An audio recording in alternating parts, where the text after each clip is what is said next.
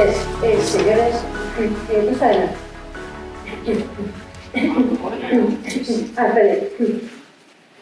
Espere. Ahora y hablas tú, que es tú.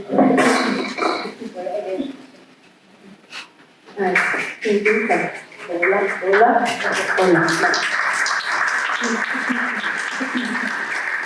Decir yo es muy difícil, porque lo digo ya, Sandra ha dicho, los hijos te ayudan mucho y te dan fuerza. Pues Elena es hija de Pablo. Y esto se ve como el todo. Los ayuda mucho. Por esto, pues así, ya la veo, pues sabes más serio que yo.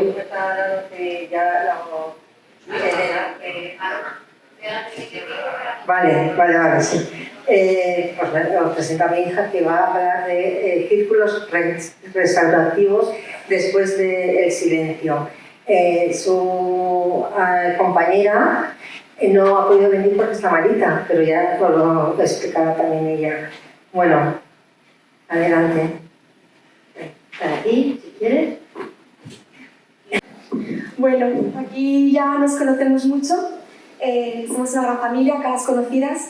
Y nada, primero de todo quería decir que hoy es un día muy especial para la gente con afasia y sus familiares. Es un día importantísimo para visibilizar nuestra causa y estar más presente en ella. Y que espero que estemos disfrutando todos, yo al menos sí. Y dar enhorabuena a todo el equipo, a Hola, ¿qué tal?, a la fase activa y a todos los proyectos e iniciativas que estamos hoy aquí. Espero que estemos disfrutando. Bueno, ya me presento un poquito, mi nombre es Elena, soy la hija de Paloma y me dedico al área de mediación familiar. Llevo el servicio de mediación familiar dentro del área de servicios sociales del Ayuntamiento de Valdemoro y he creado hace poquito una asociación con mi compañera Alicia. Alicia hoy no ha podido estar aquí porque bueno, está bastante malita y me da mucha pena porque ella es justo la que está más enfocada en las prácticas restaurativas, interviniendo en círculos, que es el proyecto que estamos hoy aquí presentando. Claro, muchos aquí diréis, ¿qué es esto? Mediación familiar. Si no se está asociado con el término suena un poco, pues no sé, raro, ambiguo. Y nada, primero quiero hacer una pequeña puntualización de que mediación familiar es una figura que está ahora visibilizándose poquito a poco y que trata de gestionar las diferentes problemáticas familiares que surgen en situaciones de crisis o conflicto. Sí que es verdad que muchas veces tocan en la rama de lo jurídico, ¿no? Por ejemplo, una problemática familiar muy frecuente, la separación, los divorcios, las herencias, ¿no? Pero muchas veces son problemas no tanto de arraigo jurídico, sino de arraigo emocional, porque son problemas familiares, ¿no? Entonces, ¿qué es la mediación familiar o qué es la figura de una mediadora familiar? Es un tercero imparcial y neutral que trata de gestionar el conflicto dando protagonismo a las partes, ¿no? Muchas veces cuando tenemos un conflicto nos desempoderamos mucho, nos debilitamos, nos sentimos como que no tenemos las riendas sobre aquello que nos pasa. Y ¿qué hacemos? Muchas veces cuando toca lo legal, pues llamamos a un abogado y gestionamos desde ahí todo aquello que nos ocurre. Pues la mediación familiar se le da con un espacio diferente en el que dando protagonismo a las partes y con la ayuda de una tercera persona imparcial y neutral, en este caso el mediador o mediadora familiar, se trata de que las partes cobren el protagonismo perdido, ¿no? que se pierde muchas veces por la tensión del conflicto y que puedan llegar a acuerdos por sí mismas. Acuerdos que se entienden que son más conscientes, más elaborados, en la medida que son las partes que están en conflicto las que los han elaborado. Y obviamente un conflicto elaborado y co-creado por las partes dentro del conflicto tiene mucha más propensión de ser cumplido porque las partes han intervenido en su co-creación, se hacen responsables de aquello que les sucede. Y obviamente todo esto no puede suceder en un espacio, pues a lo mejor como el espacio judicial, ¿no? Un espacio más jerarquizado, más confrontativo, más dicotómico, sino que se requiere un espacio más circular, más acogedor, más cálido para que el conflicto pueda ser tratado de una forma más humana y más cercana. Y a ese servicio se crea la mediación familiar para abordar ese tipo de problemáticas. Vamos un pequeño matiz, ¿no? Y bueno, mi formación sí que es verdad que es jurídica, pero sobre todo está muy motivada por la filosofía. Estudio Derecho y Filosofía Y bueno, estaba un poco como diciendo, ¿qué hago? ¿Qué salidas laborales puedo encontrar a día de hoy? Y en esa búsqueda, en ese intentar pues, ver qué sentido tienen esas dos ramas, las humanidades con lo jurídico, se me ocurrió estudiar Derecho y Filosofía porque me parecía como que el derecho te da como esa herramienta para transformar la realidad, es una herramienta práctica, y la filosofía te da como esa herramienta para poder de alguna manera reflexionarla, profundizarla, analizarla, y como la coalición entre estas dos ramas se puede poner perfectamente al servicio de la mediación familiar, porque es lo que ocurre en ese espacio, ¿no? Se interviene en la realidad, pero para transformarla. Bueno, estoy también, quiero hacer mención a mi compañera Alicia, que hoy no está aquí, pero me gustaría también hablaros de ella, presentárosla. A ella me la presentó una gran maestra de vida, mi profesora de Filosofía y Derecho, Ana Llana, que en estos procesos de búsqueda y de desorientación laboral me ayudó mucho, bastante, y me dijo, jo, Elena, tienes que conocer a Alicia. Alicia y tú tenéis que hacer algo porque tenéis esta visión muy similar del enfoque del conflicto jurídico desde otro espacio no judicializado, y tenéis que hacer algo juntas. Y así fue, nos conocimos en un cine viendo una película que se llama Las dos caras de la justicia, y me dijo, Elena, únete al proyecto. Y aquí estamos a día de hoy, ella no está aquí, pero haciendo Relacionarte Restaurando. En concreto, lo que nos trae aquí son los círculos restaurativos después del silencio. Bueno, quiero explicaros un poquito qué es Relacionarte Restaurando. El Relacionarse Restaurando vive mucho de esto que os acabo de explicar, de un enfoque diferente del conflicto jurídico. ¿Qué nos llama a crear esto? Nos llama saber de primera mano que se puede enfocar el conflicto jurídico desde una mirada transformativa del conflicto. Y diréis, vale, ¿pero qué es esto? Pues esto es algo que vivimos todos realmente, porque el conflicto atraviesa la vida humana. El conflicto es algo que es consustancial a la vida. Hoy estamos aquí muchos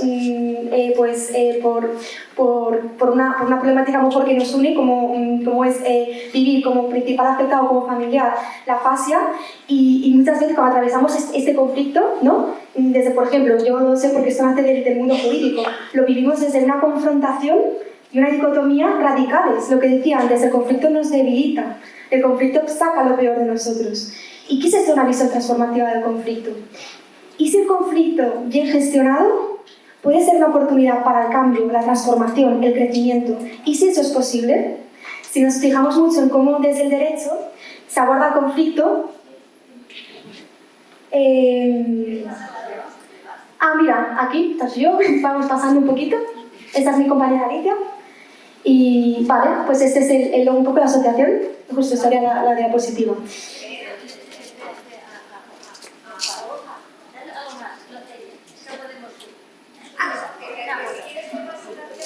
Vale, te digo por aquí, que no te han visto. Vale, estupendo. Pues, bueno, esto es una visión idealista, Elena. Cuando nos enfadamos, pues estamos fatal. No sé, atravesamos heridas, conflictos, cosas que nos duelen, pues no tenemos las herramientas, a lo mejor, para poder transitarlo desde otro lugar. Y por eso se generan en el mundo jurídico espacios diferentes, espacios que se dicen que son para el encuentro. Y como es lógico, no podemos ir solos. Necesitamos de terceros, agentes de cambio, de intervención social, que tengan mucha experiencia en psicología del conflicto, pero también intervención jurídica desde otra mirada, que nos ayude a vivir el derecho, vivir el conflicto jurídico desde una óptica más consciente. Y a ese efecto creamos la Asociación Relacionarte Restaurando, con esa visión transformativa del conflicto muy latente en nosotras, porque sabemos de primera mano que se puede efectivamente atravesar desde otro lugar. Obviamente todo ese tipo de procesos deben de un análisis muy concreto, ¿no? Están muy estudiados, están regulados por ley, pero bueno, como pequeño matiz, algo muy importante, que el primer lema es la voluntariedad de las partes. Estos son procesos totalmente voluntarios y es la premisa de todo esto, que es totalmente voluntario, porque si no se quiere, si no hay esa voluntad, esa voluntariedad, es imposible que todo eso emerja desde ese otro lugar, ¿no? Yo me dedico a la rama de mediación familiar, y mi amiga y compañera Alicia se dedica a la rama de prácticas restaurativas. Ahora sí que podríamos pasar. círculos restaurativos. La mediación familiar sí que es verdad que está un poco más manoseada y, bueno, con la nueva ley, no sé si alguien del sector jurídico está más enterado, se está haciendo obligatoria antes de ir a sede judicial, pero las prácticas restaurativas están muy en el olvido y son muy poquito conocidas, pero tienen un valor transformativo increíble. ¿Qué es esto de justicia restaurativa? ¿Qué es esto? Yo lo escuché por primera vez y dije, ¿pero qué me está contando mi amiga? ¿Qué me está diciendo justicia restaurativa? Y me lo explicó de una forma muy bonita. Y es que cuando ocurre un conflicto o cuando algo nos daña, es como si en lo tangible, en lo real, en los hechos, se hubiese como algo que duele, ¡pum!, y se hacen un conjunto de grietas, ¿no? Es como una forma de entender simbólicamente la herida o el conflicto, ¿no? ¡Plum! ¿Y cómo acompaña nuestro sistema de justicia actual este conflicto? Desde una justicia que se dice punitiva, ¿no? Sucede algo, ¿no? Y imponemos un castigo. Y creemos que desde esa intervención ya estamos gestionando lo ocurrido, estamos gestionando el conflicto. Y evidentemente, cuando en el ámbito penal, por ejemplo, ocurre un delito, hay que poner una sanción, ¿no? Hay que establecer medidas que ayuden a asegurarnos un espacio en el que podamos vivir tranquilamente. Hasta ahí llegamos. Pero reparar, restaurar la herida que se ha ocasionado con el conflicto requiere unas intervenciones muy diferentes, de intervenciones de prácticas restaurativas, porque si no, no hay una verdadera reparación. Algo se queda a la pata coja, algo se queda sin sanar, algo se queda sin gestionar. De alguna manera el castigo ayuda, pero no como alternativa, sino como acompañamiento, como a la par, se tiene que cubrir esa grieta, ¿no? Volver al equilibrio originario. ¿Y cómo se vuelve a ese equilibrio originario? Con encuentros. Hay que hablar de lo ocurrido. Hay que ponerle nombre a lo ocurrido. Por ejemplo, el enfoque que hacemos en los círculos restaurativos que voy a explicar ahora en relación con la fascia, obviamente es un enfoque muy diferente, porque los círculos se pueden enfocar de muy diferentes maneras. Pero estoy explicando un poco de dónde bebe todo esto. ¿De dónde nacen los círculos restaurativos? De que cuando acontece un hecho delictivo se tome una conciencia y una responsabilización real de aquello que ha ocurrido. Cuando alguien, por ejemplo, un robo, cuando alguien roba a alguien, puede vivir muy injustamente que le impongan el castigo, ¿no? Que le impongan el castigo de X años de cárcel o tal. Es como, jo, no me lo merezco. Pero si tú a esa persona como que la pones en un lugar donde ella pueda escuchar realmente las causas de lo que ha generado, se hace responsable de lo que ha ocurrido. Solamente el conocimiento, las consecuencias reales del hecho delictivo, desde la justicia restaurativa se entiende que sanan y que vuelven al equilibrio original. Esa persona que ha robado, efectivamente puede sentir que es injusto que se le ponga un castigo, pero hacerse responsable de aquello que ha hecho parte porque esa persona pueda escuchar las consecuencias reales de lo que ha supuesto para la persona que ha robado, ¿no? Pues esa persona ya no puede salir a la calle. Esa persona ya no puede dormir porque le pegó tal tirón en el bolso que se cayó y tiene como una sensación de desorientación radical. La persona que ha cometido el delito no conoce las consecuencias reales del hecho dañoso que ha hecho a otra persona, y solo con ese conocimiento real se puede responsabilizar del daño cometido, ¿no? Y eso son las prácticas restaurativas, no una alternativa al sistema punitivo, porque es necesario, no somos como idealistas o humoristas ni muchísimo menos, sino que creemos que necesitamos reparar desde otro lugar también, desde el lugar de la responsabilidad y el conocimiento, y todo eso sucede única y exclusivamente cuando las personas se encuentran y hablan de lo ocurrido. Pero es un pequeño matiz.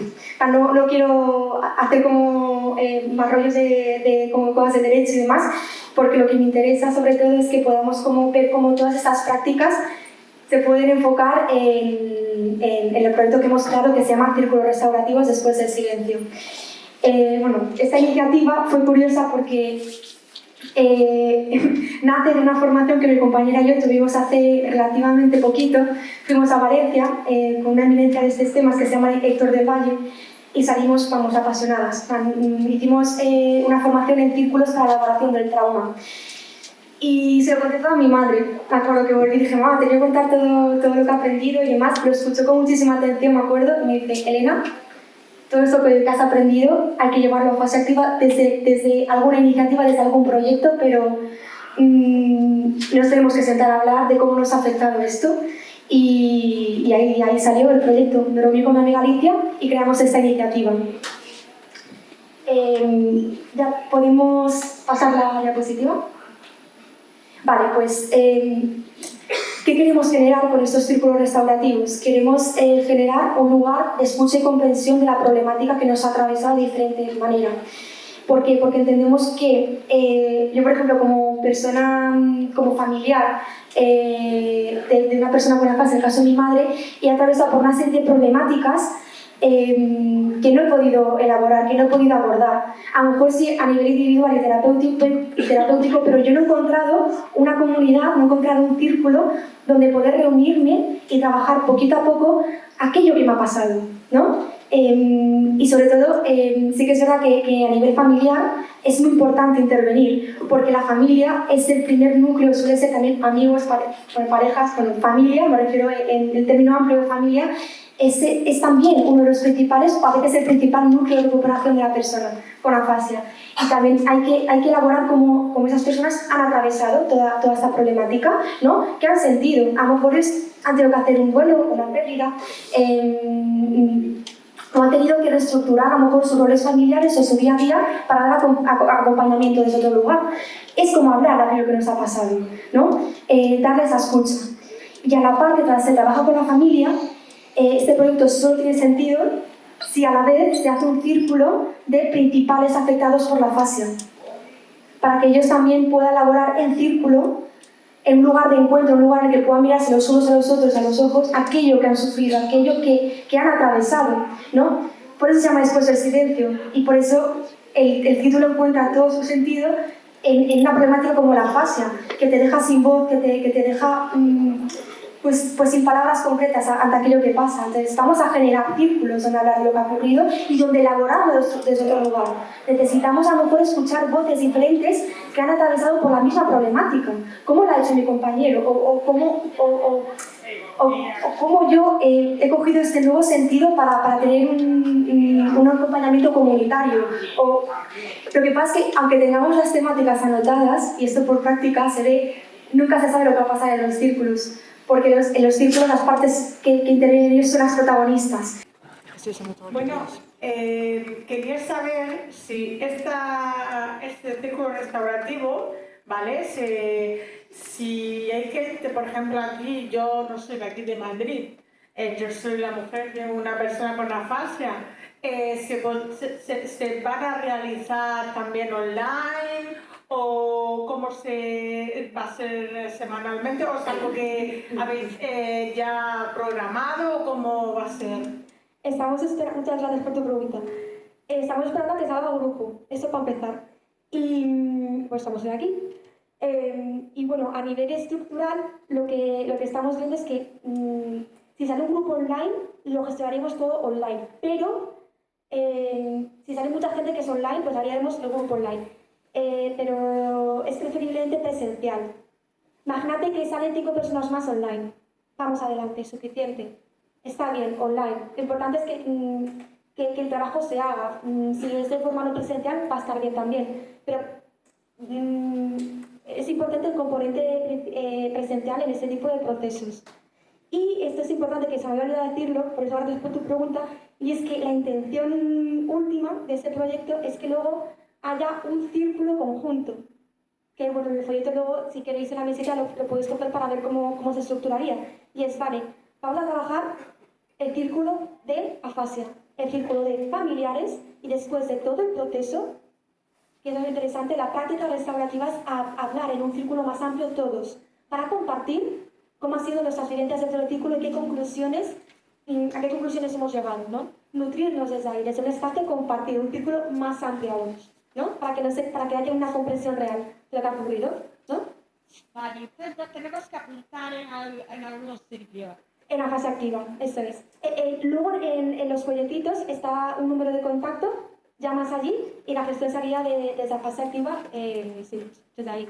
Vale. Y luego sería cada 2 semanas, ¿no? Sería cada 2 semanas. El día tenemos que ver también en función de las necesidades de las personas que asistan, ver un poco qué días son los que pueden, y sería por la tarde. Serían las tardes, la sesión sería de 3 horas y 2 veces a la semana. por grupo. Sí, porque otra cosa, yo soy la mujer, pero también hay una parte importante, ¿vale? Que es, por ejemplo, mi hija, que tiene 15 años, que es adolescente, que se mata con su padre, ¿vale? Porque, claro, ella es muy literal, y por mucho que tú le digas, tu padre tiene afasia, no te quiere decir tal, él le dice una cosa y ella lo toma literal, ¿no? Y entonces, claro, pues él le contesta, no te quiero decir eso, te ha querido decir tal, ¿no? Entonces, a lo mejor también para esas adolescentes, que ya de por sí es complicado tener un hijo adolescente, para que encima tener un padre o una madre con afasia, la hora de la comunicación es mucho más compleja. Entonces, a lo mejor eso le vendría bien trabajarlo. Vale, te comento un poco, para esta problemática que traes concreta, sería idóneo el servicio de mediación familiar a fase activa. No, porque se trata además el conflicto concreto cotidiano de esa familia, ¿no? Y se hace como un puente, un trabajo de puente, traducción, de aquello que sucede para llegar a acuerdos más respetuosos con la situación que transitan, ¿no? Que transitáis en este caso. Entonces, el espacio idóneo sería el de mediación familiar. Claro. Pero sí que es verdad, y esto es genial que lo traigas, como lo hemos enfocado sería para mayores de 18 años. Vale, claro, pero yo te comento, es esto, porque mi hija tiene 15 y cuando le dio el ictus, bueno, ya va a cumplir 16, cuando le dio el ictus tenía 8 años. Entonces, también es importante que busques un huequito para aquellos niños y niñas que son menores y les cuesta mucho trabajo comprender a sus padres cuando le dicen algo y ellos le contestan y no contestan lo que ellos quieren oír o piensan y se enfadan, ¿vale? Porque ya es difícil que ellos lo asimilen, lo que le ha pasado, para que encima hay un problema de comunicación. Totalmente de acuerdo, y me he sentido también muy reflejada en esta situación que acabas de comentar, porque cuando era pequeñita no tuve un espacio para hablar lo que le ocurría a mi mamá. Sentí muchas sensaciones que no pude acompañar de ninguna manera, y como me hubiese gustado tener pues un círculo, por ejemplo. Pero, y aquí, con total humildad, yo necesitaría colaborar con especialistas en intervención en infancia. Yo intervengo con adolescentes a nivel familiar y con algún menor, pero creo que es como que tiene que ser una intervención súper, hiper, mega enfocada con niños. Somos perfectamente conscientes de esta problemática con los niños, que es importantísima, pero tenemos que hacerlo con un colaborador concreto que esté muy especializado en ese sector, porque son niños. ¿Y ese colaborador dónde lo podríamos encontrar? Tengo un par de personas en mente con las que me gustaría hablar. Entonces, no sé si yo creo que no sé si existe un círculo concreto con niños, pero me encantaría crearlo en colaboración con otra asociación, entidad. Te animo a ello y antes de que mi hija cumpla 18 me vendría bien. Pero claro, podéis poner a la par, ¿eh? Me refiero, no tiene que ser, yo voy al círculo de familia porque va sí o sí mi marido que tiene afasia. Se puede ir el marido que tiene afasia y no el familiar, o puede ir el familiar solo. Por ejemplo, yo puedo ir al círculo de familia, imagínate mi caso familiar, y mi madre no ir al círculo de afasia. Vale. No sé si me he explicado con esto último. Sí, pero... Y no es necesario que estén los dos a la par. Sería maravilloso, sí, pero no es necesario. Ya, eso lo he entendido, claro, pero ¿podría ir mi hija? Sí, a ser menor de edad, no, nos encantaría en un futuro. Ese es el kit de la cuestión. Que lo vamos a ver, porque vale. Yo lo he pasado también con mis hijas que han sido adolescentes y sé lo digo que es, pero no para ellas y para la madre. Exactamente, para él, claro, es complicado. Entonces vamos a ver, los que estamos viéndolo porque creo que... Sí. Bueno, pero yo lo lanzo. Sí. Y así, porque yo sé que hay más madres que tienen críos pequeños, Lu, por ejemplo. Sí, no, yo digo nada, pero lo digo después. Claro. Bueno, pues nada. Gracias. Tenemos otra preguntita por aquí. Sí, lo que es verdad es que nosotros no hablamos las clases y nosotros, y yo lo entiendo que tu hija vuelves acá con nosotros.